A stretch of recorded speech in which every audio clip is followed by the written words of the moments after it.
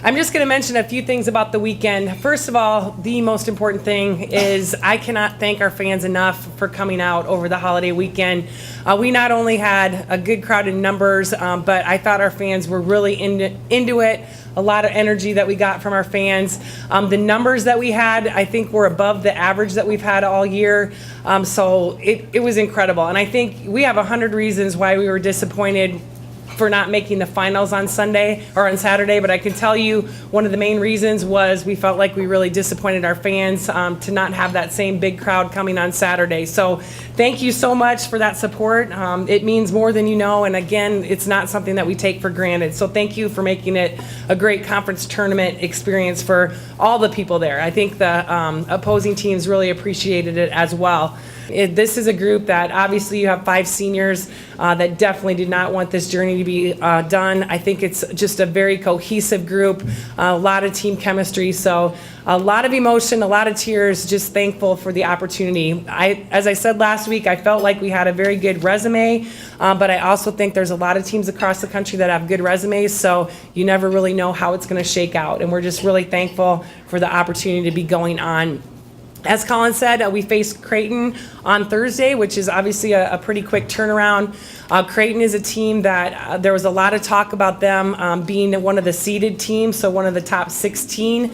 So they just missed not being a seeded team, so obviously that tells you the caliber of Creighton.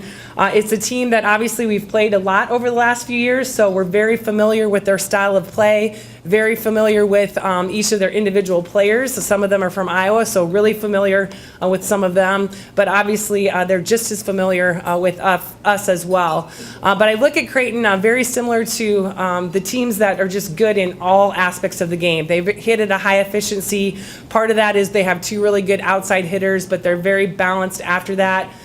Kids that can definitely put the ball away. They have a very active setter, so those of you that were at the Wichita State match, you saw how active their setter got. Creighton has a setter that is very capable of doing the same thing. They pass well, they play great defense, so just a very well-rounded team. Kirsten, their head coach, I've known her forever. She's one of my very dear friends, so it's kind of interesting that we get to play each other in the first round. But she has just done a great job at Creighton. We know that we will be very well scouted.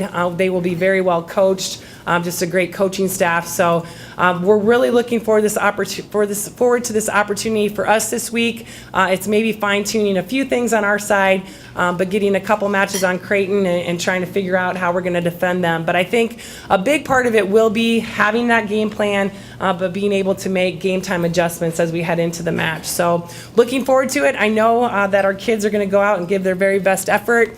I know that Kansas also has a very small gym. I don't know how many tickets are available. I haven't found that out yet, but if you're not doing anything on Thursday, I would love to see you down in Kansas.